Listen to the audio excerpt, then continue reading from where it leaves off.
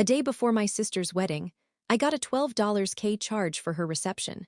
When I confronted her, she mocked me for having no life to spend it on, so I quietly shut it all down and watched her whole wedding implode in real time the night before my brother's wedding.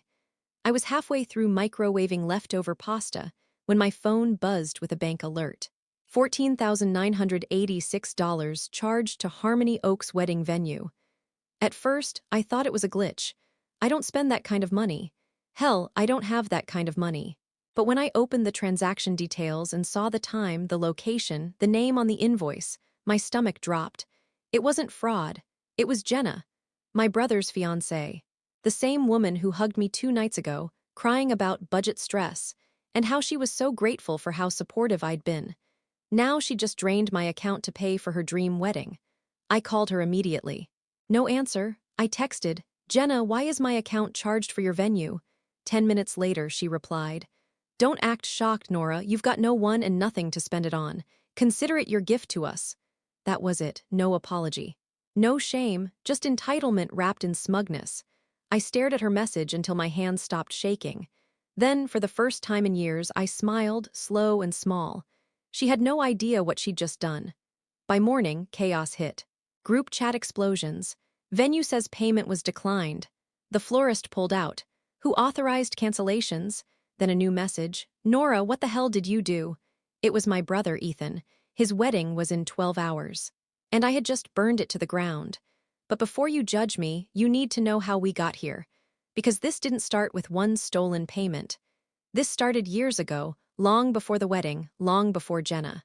It started with a family that only remembered I existed when they needed something. And that night, when I hit cancel on every transaction tied to that venue, I realized something. They'd turned me into their safety net. But I wasn't going to catch them this time. Not again. And what happened after that, what they did next, made the wedding fiasco look like child's play. My name's Nora Blake, 33, born and raised in Flagstaff, Arizona, though my family pretends Phoenix sounds fancier when they talk about us. I've always been the quiet one. The one who pays her bills on time, keeps her head down, and somehow ends up cleaning the messes other people make. My brother, Ethan, was the golden one. Smart, charming, the type who could talk his way out of a moving speeding ticket. Our parents never hid it. When he made mistakes, they called it potential. When I succeeded, they called it luck.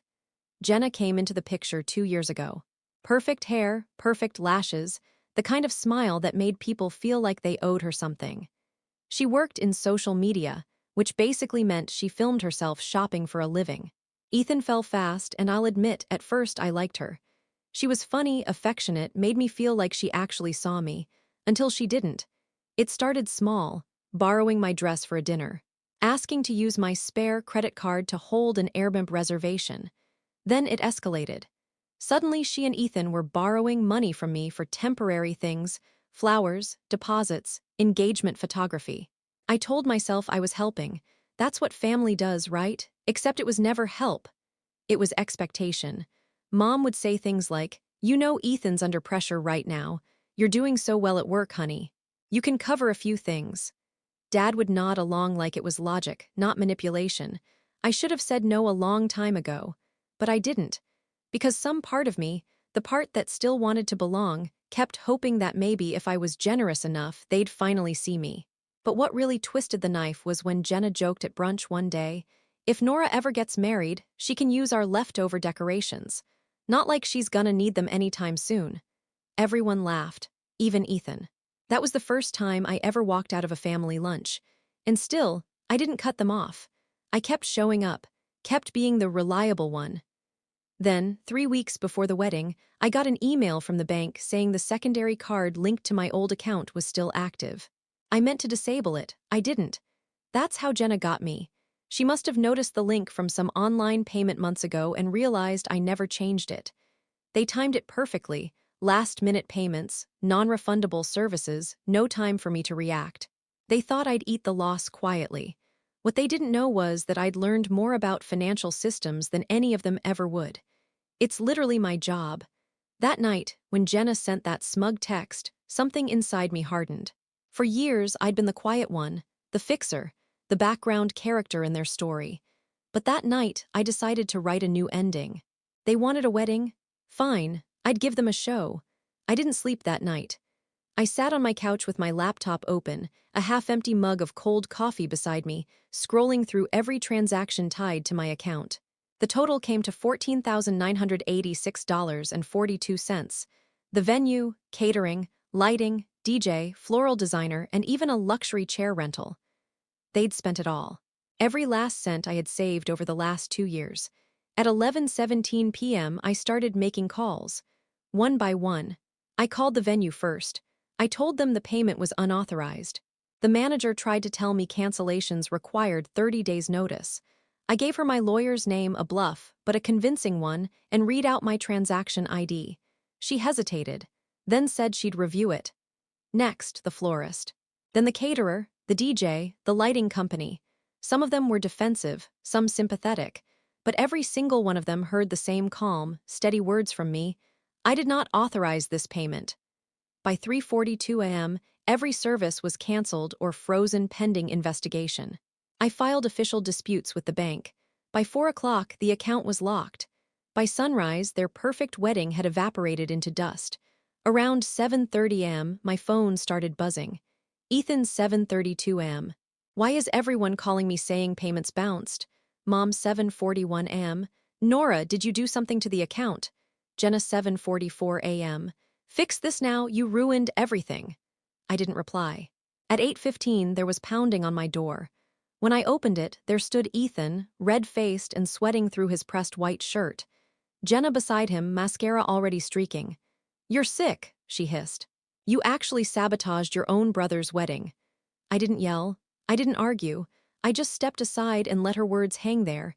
Ethan said nothing, just stared at me like he couldn't process what I'd done. When he finally spoke, it wasn't anger in his voice, it was disbelief. You could have just said no, he whispered. I looked him dead in the eye. You could have just asked. That shut him up. Jenna stormed out, muttering something about how she'd never forgive me. Mom called 5 minutes later, screaming that I'd destroyed the family. I hung up halfway through her rant. That day was chaos. By noon, everyone in the family knew. By 3 p.m., I was the villain in every story they told. The spinster sister who lost her mind and ruined true love. What none of them knew was that the wedding wasn't the only thing I'd canceled. Because while they were panicking, I was making another quiet call, one that would turn everything inside out before the week was over. 2 days after the canceled wedding, I was still getting hate texts from family members I hadn't spoken to in years. My aunt from Texas wrote, "Family doesn't turn on family." My cousin posted a photo of Jenna and Ethan at a courthouse, captioned, "Real love doesn't need a fancy venue." I ignored it all. But that afternoon, something happened that made everything worse. I was at work, trying to focus, when my boss called me into his office. He closed the door, which he never does, and said, "We need to talk about a complaint." My stomach dropped. "Complaint?" He turned his monitor toward me. It was an email, sent to our HR department from a private address. It accused me of embezzling company funds, saying I had a pattern of financial instability, and had used company accounts to fund personal disputes. The email included screenshots of my bank transactions, the same ones Jenna had charged to the wedding. Someone had taken the screenshots and repackaged them as proof that I'd stolen money from work. I felt the blood drain from my face. "This isn't real," I said quietly. My boss nodded. "I know it's not, but corporate's involved now. We have to do a full audit." That's when I knew it wasn't a stranger. It was them. The timing was too perfect. They wanted revenge. They couldn't get my money back, so they went after the one thing they thought I'd never risk, my job. And here's the part that really broke me. When I got home, I found out who'd sent it. Because the sender used an email that was supposed to be anonymous, but they'd forgotten to change the recovery address. When I traced it, it led back to my mother's name. Not Jenna, not Ethan, my own mother. She'd helped them. I just sat there staring at the screen, my hands shaking. My own mom had tried to ruin my career just to protect the golden boy. That night I didn't cry, didn't scream. I started documenting everything. Every message, every bank record, every call log. Because if they wanted war, I was finally ready to give them one. I didn't go nuclear right away. I wanted it to hurt in the same way they'd made me hurt, slow, precise, and irreversible. First thing I did was print everything. The HR email, the transactions, the text Jenna sent me, consider it your gift to us. I organized them in a folder and titled it Receipts. Then I made a second folder, labeled Insurance. That one was for what came next. I started quietly digging through my old emails. Over the years, I'd helped Ethan with his taxes, meaning I had every copy of his old W-2s and invoices. I also had the records of the small business Jenna tried to start, Genelux Events, which I now noticed had several clients who paid with my debit card. It hit me then, she'd been using my info for years, long before the wedding. I called my friend Danielle, who works in compliance at a credit union. She helped me review the trail. Nora, she said, you're looking at least 3 cases of identity misuse. That's criminal. I didn't tell her everything, not yet, but I started making a plan. I wasn't going to expose them online or scream at family dinners. I was going to dismantle their comfort, piece by piece. First move, I reported the identity misuse to the credit bureau. Quietly. Within 48 hours, Ethan's and Jenna's credit reports were flagged. That froze their pending mortgage application. They were supposed to close on a new condo in Scottsdale the following week. Next, I sent a calm, formal email to HR explaining that I'd traced the false complaint. I attached the metadata proving the email originated from my mother's IP address. HR's response was short but firm. We appreciate your professionalism. The audit is now closed. I didn't forward that message to my mom. I wanted her to wonder what was coming. Then, for the final touch, I contacted every vendor they'd scammed using my account, the venue, the caterer, even the chair rental company, and shared the screenshots and email logs. I didn't tell them to sue, I just provided context. Within a week, Jenna and Ethan were both served with multiple small claims notices. By the time they figured out what was happening, I'd already filed a police report, complete with all evidence. I didn't even have to push. The system did the rest. And yet, even as I watched their perfect world start to crumble, something felt off, like there was one more layer I hadn't seen yet. Because one night, when I was double-checking my own financial records, I found something that didn't make sense. An old joint account from years ago that had been inactive, yet suddenly showed a $5,000 deposit made the week before the wedding. The sender, my father, a man who hadn't spoken to me in 6 months. And that's when the second twist hit me. He'd known. The deposit haunted me. $5,000 quietly transferred from my dad's account into an old joint savings account I'd forgotten even existed. The note just said, "For the wedding, don't ask questions." At first, I thought maybe he'd done it for me. Maybe it was some clumsy attempt at help. But the timing didn't line up. It was sent 2 days before the wedding charge hit my account. And then I remembered something. When I'd gone over the vendor list, one of the invoices had been billed to Blake family account. That wasn't a coincidence. My dad didn't just know about Jenna's plan, he'd funded it. I sat in my car outside his house for almost half an hour before going in. He opened the door like nothing was wrong, TV blaring, beer on the counter. "Hey, kiddo," he said, like I hadn't been accused of theft, like my life hadn't just been set on fire. I held up my phone with the bank record on the screen. "You want to tell me why you sent money to that account?" He looked at it, shrugged. "It was for your brother. He told me it was a mix-up. You'd agreed to help." I stared at him. "You really believed that?" He sighed and looked away. "You've always been the practical one, Nora. I figured you'd understand. You don't even want a wedding." That word, understand, hit me harder than the betrayal. Because it wasn't just ignorance. It was calculation. He'd known. He'd decided it was easier to let them use me than risk upsetting the peace. And in that moment, I realized they weren't acting out of love or loyalty. They were acting out of convenience. People like them don't destroy you because they hate you.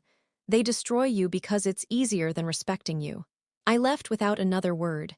But as I walked out, he said something that made me stop cold. "You don't have to do this, Nora. If you ruin them, you ruin yourself." That's when it clicked. He wasn't scared for them. He was scared for himself.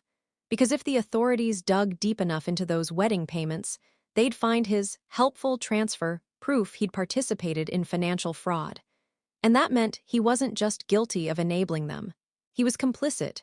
So when I got home that night, I opened my laptop and added one last document to my insurance folder, a record of my father's deposit, complete with timestamps and transaction IDs. The next day, I sent a copy of that folder to myself and to my lawyer, because this wasn't just about revenge anymore. This was about survival. 3 days after I confronted my father, my mom called. She didn't even say hello, just sighed into the phone like I had disappointed her again. "Your father's been a wreck," she said. "You didn't have to make this a federal case." That's when I realized she knew about everything. About the report, the legal filings, the frozen accounts. And she wasn't angry because they were guilty. She was angry because I'd stopped being useful. I said quietly, "You all used my name, my credit, my money. You tried to ruin my job. What was I supposed to do? Pretend it didn't happen?" She went silent for a moment. Then she said something I'll never forget. "We didn't think you'd actually fight back. You're not built for that, Nora." It was the honesty that stunned me, not the cruelty, honesty. They hadn't done this out of malice. They'd done it out of pure, self-serving certainty. My father thought I was disposable. My mother thought I was predictable. Ethan and Jenna thought I was too meek to matter. And they were right, until I wasn't. When she finally spoke again, her voice had softened, almost tender. "Your brother was terrified. You humiliated him. You embarrassed all of us. But what really hurts, Nora, is that you don't understand what family costs. Sometimes we do ugly things to keep it together." That's when I understood the full picture. It wasn't about the money. It wasn't about the wedding. It was about control. They couldn't stand that I'd stopped orbiting around them. I'd built a life that didn't depend on their chaos, and that terrified them. Because if I wasn't the quiet, reliable daughter who would clean up the messes, who would cover the bills, who would absorb the blame, they didn't betray me out of hate. They did it to keep me in place. That's the kind of cruelty people never talk about, the quiet kind, the one that wears the face of love. I hung up in the middle of her sentence. Then I sat on the edge of my bed, shaking but calm. For years, they'd made me believe I existed to hold the family together. But that night, I finally understood. They weren't my family anymore. They were my captors, and I had already broken free. Now it was time to make sure they never had the chance to cage me again. I didn't go looking for chaos. I just finished what they started. First, I sent a short, professional email to the detective assigned to my fraud case. Attached were the final pieces, screenshots, transfers, and one small document linking my father's $5,000 gift to the venue deposit. I didn't ask for special treatment. I just told the truth. A week later, the call came. The investigation had expanded. They were looking into Jenna and Ethan for credit misuse and my father for aiding the transfer. I didn't celebrate. I didn't even smile. I just sat on my couch with a cup of black coffee and breathed. 2 weeks after that, the fallout began. Their condo deal fell through. Jenna lost her brand partnership after the venue sued her for slander. Apparently, that scam review she posted didn't age well once the receipts surfaced. Ethan's job suspended him pending character review. Mom texted me once. "You've gone too far." I didn't answer. Then Dad called. He didn't yell. He begged. Said I could end it if I just told them it was a misunderstanding. Said families shouldn't destroy each other. But the truth is, I didn't destroy anyone. I just stopped protecting them from the consequences of their own actions. A month later, I moved to Tucson. Quiet apartment, new job, new number. I blocked everyone but left one email open, just in case. For a while, it was silence. Then, one afternoon, I got a message from Ethan. No subject, no greeting. "I get it now, you were right, we all were using you. Jenna's gone. Mom won't talk to Dad. I don't know how to fix any of it." I read it twice. Then I replied with 2 sentences. "I'm not the one you need to apologize to, you all broke yourselves." And that was it. I didn't need them to understand. I didn't need closure. The revenge wasn't in what they lost, it was in what I reclaimed. Peace, boundaries, my own damn life. Sometimes revenge isn't fire and chaos. Sometimes it's walking away so completely that the people who burned you have to live with the ashes.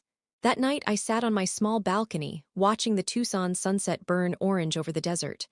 My phone buzzed again, unknown number. I didn't answer.